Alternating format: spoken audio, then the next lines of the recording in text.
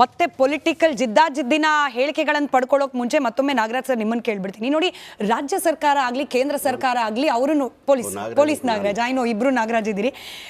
ಈಗ ರಾಜ್ಯ ಸರ್ಕಾರ ಆಗಲಿ ಕೇಂದ್ರ ಸರ್ಕಾರ ಆಗಲಿ ಹೋಗಿ ಹಿಡ್ಕೊಂಡು ಬರ್ಲಿಕ್ಕಂತೂ ಸಾಧ್ಯ ಆಗೋದಿಲ್ಲ. ನಿರ್ದೇಶನ ಆದೇಶಗಳು ಇದು ಎಷ್ಟು ಇಂಪಾರ್ಟೆಂಟ್ ಆಗುತ್ತೆ ಅಂತ ಹೇಳಿ ಸರ್ಕಾರದ ಕಡೆಯಿಂದ? ಸರ್ಕಾರ ಹೇಳುತ್ತೆ ಹೋಗಿ ಹಿಡ್ಕೊಂಬನ್ನಿ ಅಂತ, ಬಟ್ ಹಿಡ್ಕೊಂಬರೋರು ಪೊಲೀಸರು ತಾನೇ. ಯಾರು ಪೊಲೀಸರು ಹಿಡ್ಕೊಂಬರೋಕ್ಕಾಗತ್ತಾ? ಯಾರು ತನಿಖೆ ಮಾಡ್ತಾ ಇದ್ರೆ ಅವರಿಗೆ ಅಧಿಕಾರ ಇರುತ್ತೆ. ಯಾರೋ ಪೊಲೀಸರು ಹೋಗಿ ಹಿಡ್ಕೊಂಬರ್ಲಿಕ್ಕಾಗಲ್ಲ, ಯಾರೋ ಪೊಲೀಸರು ಹೋಗ್ಲಿಕ್ಕೂ ಆಗಲ್ಲ. ಯಾತಕ್ಕೆ ಬೇಕಂತ ಹೇಳಿದರೆ ಅವ್ರಿಗೆ ಉತ್ತರ ಹೇಳಲಿಕ್ಕೂ ಆಗಲ್ಲ. ಸೊ ವಿತ್ ಸಫಿಷಿಯೆಂಟ್ ಮೆಟೀರಿಯಲ್ ಇರೋದು ಯಾರು ತನಿಖೆ ಮಾಡ್ತಾಯಿದ್ರೆ ಅವ್ರ ಹತ್ರ ಇದೆ. ಅವರು ಹೋದಾಗ ಕೂಡ ಅಲ್ಲಿ ಸರ್ಕಾರಗಳು ಕೂಡ ಕೇಳ್ತಾರೆ, ಎತ್ಕೊಂಡೋಗಪ್ಪ ಅಂತೇಳಿ ಯಾರು ಬುಟ್ಟಿಲಿ ಹಾಕಿ ಕೊಡೋದಿಲ್ಲ. ಇವನು ನಾಯಿ ಮರಿ ಥರ ಕೊಡಬೇಕಾದ್ರೆ ಅದು ಪೆಡಿಗ್ರಿಗೆ ಏನಂತ ಕೇಳ್ತಾರೆ, ಅಪ್ಪ ಅಮ್ಮ ಯಾರಂತ ಕೇಳ್ತಾರೆ. ಇದು ಪರಿಸ್ಥಿತಿ. ನಾನು ಯಾಕೆಂದರೆ ಯಾರು ಅಬು ಸಲಾಮ್ ಅವ್ರನ್ನೆಲ್ಲ ಹ್ಯಾಂಡಲ್ ಮಾಡಿರೋದು ಒಂದು ನನಗೆ ಪರ್ಸ್ನಲ್ ಎಕ್ಸ್ಪೀರಿಯೆನ್ಸ್ ಇದೆ. ಇದರಲ್ಲಿ ಸಾಕಷ್ಟು if they are A mutual ಏನೋ ನಮ್ಮ ಅವರು ಒಂದು ಅಗ್ರಿಮೆಂಟ್ ಇದ್ದರೆ, ಒಂದು ಆ ದೇಶದಲ್ಲಿದ್ದರೆ ಅದ್ರ ಥರ ಒಂದು ವ್ಯವಹಾರ ಇರ್ತದೆ.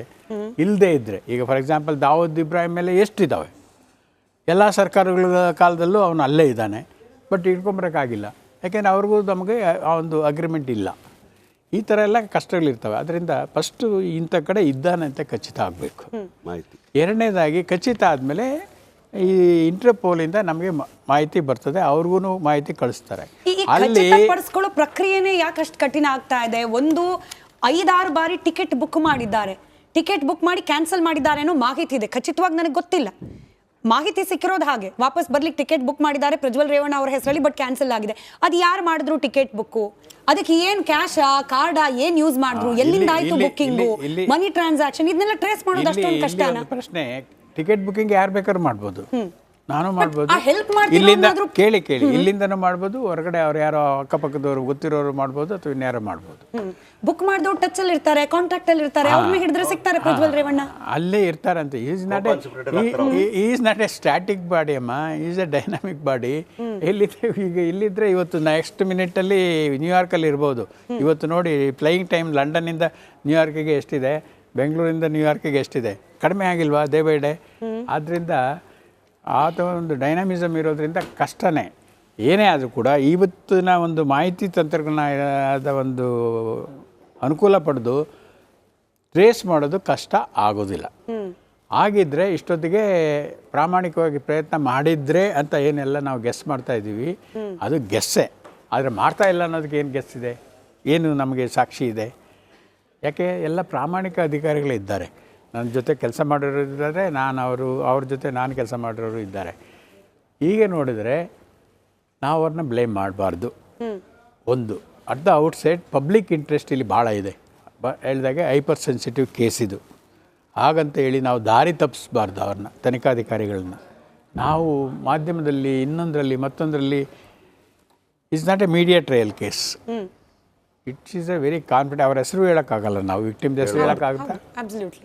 It's all made to the benefit of the victims.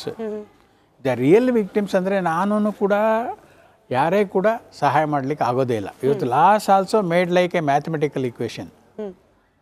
Mathematical equation ಅಂದರೆ 1+1 = 2 ಆಗಲೇಬೇಕದು. You cannot be 1.5 or 2.5. ಆಗಿರುವಾಗ ಎಸ್ಪೆಷಲಿ ನಿರ್ಭಯಾ ಕೇಸ್ ಆದಮೇಲೆ ಇದು ಭಾಳ ಸ್ಟ್ರಿಕ್ಟಾಗಿ ಆಗಿದ್ದಾವೆ. ಇದಕ್ಕೆ ಒಂದು ಪ್ರೋಟೋಕಾಲ್ ಅಂತ ಒಂದು ಯಾವ ಥರ ಒಂದು ಸ್ಟೆಪ್ಸಲ್ಲಿ ಇನ್ವೆಸ್ಟಿಗೇಷನ್ ಮಾಡಬೇಕಂತನೂ ಕೂಡ ಸುಪ್ರೀಂ ಕೋರ್ಟ್ ಗೈಡ್ಲೈನ್ಸ್ ಇದೆ. ಅದನ್ನು ಮೀರಿ ಅದನ್ನು ಏನಾದರೂ ಮಾಡದೇ ಇದ್ದರೆ ಲ್ಯಾಪ್ಸಸ್ ಆಗ್ತದೆ, ಮಾಡಿದರೆ ಕರೆಕ್ಟಾಗಿ ಅಪ್ರಿಷಿಯೇಟ್ ಮಾಡ್ತಾರೆ, ಎಕ್ಸಸ್ ಮಾಡಿದರೂ ಕೂಡ ಪನಿಷ್ ಮಾಡ್ತಾರೆ. ಸೊ ಹಾಗಾಗಿ it's a very complicated thing and it's walking on a tightrope ಆ ಥರ ಇದೆ. ಈ ಕೇಸಲ್ಲಿ ನನಗನ್ನಿಸ್ತದೆ ಭಾಳ ಟೈಮ್ ಹಿಡಿತದೆ. ಯಾಕೆಂದ್ರೆ 2000 whatever the number, if it is true, it's alarming. ಯಾಕೆಂದರೆ ಒಬ್ಬ ವಿಕ್ಟಿಮ್ಗೂ ಕೂಡ ನ್ಯಾಯ ಸಿಗದೆ ಹೋಗಬಾರ್ದು if they are real victims. ಇಲ್ಲದೇ ಇದ್ದರೆ ಅನ್ಯಾಯವಾಗಿ ಅವ್ರನ್ನ ವಿಕ್ಟಿಮೈಸ್ ಮಾಡಬಾರ್ದು ಈ ಥರ ಪಬ್ಲಿಸಿಟಿ ಮೇಲೆ. ಇದು ಕೂಡ ಒಂದು ತಾಪತ್ರಯದ ಕೆಲಸನೇ. Even they do not want to come forward ಅಂದರೆ, ಈಗ ನಮ್ಮ ಒಂದು ಸುಪ್ರೀಂ ಕೋರ್ಟ್ನ ಆದೇಶಗಳಿದ್ದಾವೆ. Even one day they want to live together, it's a no offense. Even some of the sex workers, if they want to offer sex and get some benefit, no offense. ಈಗ ವಾಲಂಟ್ರಿಯಾಗಿ ಇರಬೇಕು, ಆ ಕಾನ್ಸೆನ್ಶುವಲ್ sexual intercourse ಇದ್ದರೆ ಏನು ತೊಂದರೆ ಇಲ್ಲ, ಏನು ಅಪರಾಧ ಆಗಲ್ಲ. ಇದನ್ನೆಲ್ಲ ನೋಡಬೇಕಲ್ಲಮ್ಮ ತನಿಖಾಧಿಕಾರಿಗಳು. ಆ ಒಂದು ಆ್ಯಂಗಲಲ್ಲಿ ಒಂದೊಂದು ಕೇಸು ಕೂಡ ತರೋವಾಗಿ ಎಕ್ಸಾಮಿನ್ ಮಾಡಬೇಕು. ಲೈಕ್ ಏನೋ ಸರ್ಜಿಕಲ್ ಸ್ಟ್ರೈಕ್ ಆಮೇಲೆ ಇದ್ರ ಜೊತೆಲಿ ನಾಗರಾಜ್ ಸರ್ ಬರ್ತಿರೋ ಪೊಲೀಸ್ ನಾಗರಾಜ್ ಸರ್ ಬರ್ತಿರೋ ಮತ್ತೊಂದು ಅನುಮಾನ ಅಂತಂದ್ರೆ ರೇವಣ್ಣ ಅವರನ್ನ ಅರೆಸ್ಟ್ ಮಾಡಿದ್ರು, ಅದು ಕಿಡ್ನಾಪ್ ಕೇಸ್ಗೆ ಇರ್ಬೋದು. ಬಟ್ ಜನಸಾಮಾನ್ಯರ ದೃಷ್ಟಿಯಲ್ಲಿ ಏನಾಗ್ತಿದೆ ಅಂದ್ರೆ ಗಂಭೀರವಾದ ಆರೋಪ ಬಂದಿರೋದು ಪ್ರಜ್ವಲ್ ರೇವಣ್ಣ ಅವ್ರ ವಿರುದ್ಧವಾಗಿ. ರೇವಣ್ಣ ಅವರನ್ನ ಅರೆಸ್ಟ್ ಮಾಡ್ತಿದ್ದಾರೆ, ಪ್ರಜ್ವಲ್ ರೇವಣ್ಣ ಅರೆಸ್ಟ್ ಆಗ್ತಿಲ್ಲ ಯಾಕೆ? ಅವ್ರನ್ನ ಅರೆಸ್ಟ್ ಮಾಡಬೇಕು ಅನ್ನೋ ಇಂಟೆನ್ಸ್ ಫೋರ್ಸ್ ಕಾಣಿಸ್ತಿಲ್ಲ ಯಾಕೆ SIT ಅಲ್ಲಿ ಅಂತ ಹೇಳಿ ಅನುಮಾನ ಸಹಜವಾಗಿ ಬರ್ತದೆ. ನಿಮಗೂ ನಮಗೆ ಗೊತ್ತಿದೆ, ನೀವೇ ಮೀಡಿಯಾದಲ್ಲಿ ಹೇಳಿದಿರ, ನಾನು ಹಾಜರಾಗ್ತೀನಿ, ನಾನು will face this thing and I got belief in system ಅಂತ ಹೇಳಿದ್ದಾರೆ. ಅದ್ರ ಪ್ರಕಾರ ಅವರು ನಡ್ಕೊಂಡಿದ್ದು naturally it has convinced everybody, public at large. ಅಷ್ಟೇ ಅಲ್ಲ, ಕೋರ್ಟಿಗೂ ಕೂಡ ಅದು ಸಮಾಧಾನಕರವಾದಂಥ ಉತ್ತರ ಸಿಕ್ಕಿದೆ. ಅದಕ್ಕೆ ಸಮಾಧಾನಕರವಾದಂಥ ಒಂದು ಏನು ಆನ್ಸರ್ ಕೂಡ ಕೋರ್ಟಲ್ಲಿ ಸಿಕ್ಕಿ ಅವ್ರು ರಿಲೀಫ್ ನಡುವೆ ಅಶೋಕ್ ಗೌಡ ಮಾಡಿಲ್ಲಲ್ಲ. ಈಗೊಂದು ಹೊಸ ಆಯಾಮ ಏನ್ ಬರ್ತಿದೆ ಅಂತಂದ್ರೆ ಎಲ್ಲಾ ಹಂತದ ಚುನಾವಣಾ ಮತದಾನ ಪ್ರಕ್ರಿಯೆ ಮುಗಿಯೋವರೆಗೂ ಬರೋದೇ ಇಲ್ಲ ಪ್ರಜ್ವಲ್ ರೇವಣ್ಣ. ಅವ್ರನ್ನ ಕರೆಸ್ಕೊಂಡ್ಬಿಟ್ರೆ ವಾಪಸ್ ತಾಯ್ನಾಡಿಗೆ ಚುನಾವಣೆ ಮೇಲೆ ಪರಿಣಾಮ ಬೀರುತ್ತೆ. It will be the headline throughout the nation. ಇದಾಗೋದು ಬಿಜೆಪಿಗೆ ಬೇಕಿಲ್ಲ, ಹಾಗಾಗೇನೆ ಸಂರಕ್ಷಣೆ ರಕ್ಷಣೆ ಇತ್ಯಾದಿ. ನಮಗೆ ಪ್ರಜ್ವಲ್ಗೆ ಫಸ್ಟ್ ಅಂಡ್ ಫಾರ್ಮೋಸ್ಟ್ ಯಾವುದೇ ರೀತಿ ಸಂಬಂಧ ಇಲ್ಲ.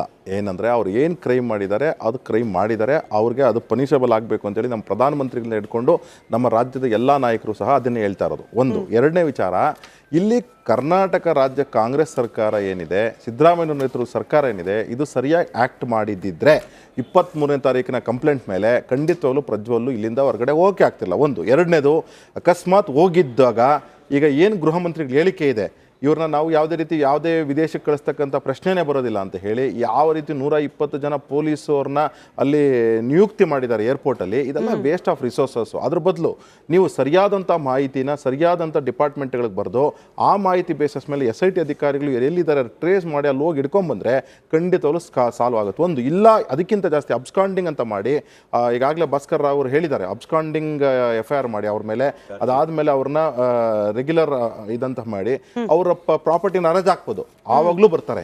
ಇಷ್ಟೆಲ್ಲ ಮಾಡಲಿಕ್ಕೆ ಖಂಡಿತವಾಗ್ಲೂ ಕರ್ನಾಟಕ ರಾಜ್ಯ ಸರ್ಕಾರ ಮುಂದೆ ಬರ್ತಿಲ್ಲ. ಅಂದರೆ ಇವ್ರಿಗೆ ಅರ್ಥ ಏನು ಅಂದರೆ ಪೊಲಿಟಿಸೈಸ್ ಮಾಡಿಕೊಂಡು ಈ BJPನ ಬ್ಲೇಮ್ ಮಾಡ್ತಾರೆ. ಸಂದೇಶ್ ಕಲಿ ಬಗ್ಗೆ ಇವ್ರ ಬಗ್ಗೆ ಉತ್ತರ ಕೊಡಲಿಕ್ಕೆ ಬಾಯ್ ಜಿಪ್ ಆಗ್ಬಿಟ್ಟಿದೆ. ಯಾಕೆಂದ್ರೆ ಇವರ TMC ಅಲಯನ್ಸ್ ಪಾರ್ಟ್ನರು ರೆಗ್ಯುಲರ್ ಆಗಿ ಕ್ರೈಮ್ ಮಾಡಿದ್ರಿಂದ. ಅದಾದ್ಮೇಲೆ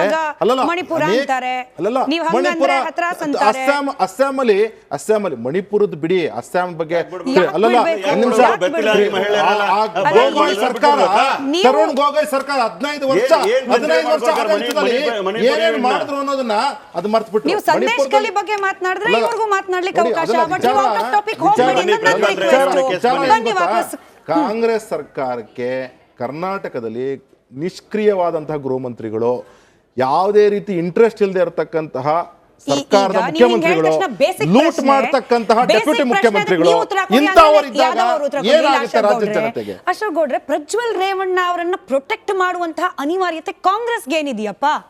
ಏನಿದೆ ಕಾಂಗ್ರೆಸ್ಗೆ? ಸಿದ್ದರಾಮಯ್ಯ ಅವ್ರಿಗೆ ಏನಿದೆ ಅನಿವಾರ್ಯತೆ? ಅವ್ರನ್ನ ಕರ್ಕೊಂಡು ಬರೋದು ಬೇಡ, ಅವ್ರ ಅಲ್ಲೇ ಜರ್ಮನಿಲೋ ದುಬೈಯಲ್ಲೋ ಅವ್ರು ಇರ್ಲಿ ಆರಾಮಾಗಿ. ಯಾಕೆ ಸಿದ್ದರಾಮಯ್ಯ ಅವ್ರಿಗೆ ಬೇಕಿದೆ? ಯಾಕೆ ಇದು ಮಾಡ್ತಿದ್ದಾರೆ ಅಂದ್ರೆ ಇದನ್ನ ಪೊಲಿಟಿಸೈಸ್ ಮಾಡ್ಲಿಕ್ಕೆ. ಯಾಕಂದ್ರೆ ಅವ್ರು ಬರ್ದೇ ಇದ್ರೆ ಇನ್ನೊಬ್ರನ್ನ ಬ್ಲೇಮ್ ಮಾಡ್ಕೊಂಡು ಕುತ್ಕೊಂಬೋದಲ್ಲ. ಈಗ ನಿಮ್ಗೆ ಪ್ರಾಬ್ಲಮ್ ಹಂಗೆ ಇಡಬೇಕು. ಕರ್ನಾಟಕ ಕಾಂಗ್ರೆಸ್ ಸರ್ಕಾರ ನಿಯತ್ ಹೆಂಗಿದೆ ಅಂದ್ರೆ ಪ್ರಾಬ್ಲಮ್ ಸಾಲ್ವ್ ಮಾಡಬಾರ್ದು. ಪ್ರಾಬ್ಲಮ್ ಸಾಲ್ವ್ ಮಾಡ್ಬಿಟ್ರೆ ಆವಾಗ ಸಾಲ್ವ್ ಔಟ್ ಆಗ್ಬಿಡುತ್ತೆ. ಅದೇ ಸಾಲ್ವ್ ಮಾಡದೇ ಇದ್ರೆ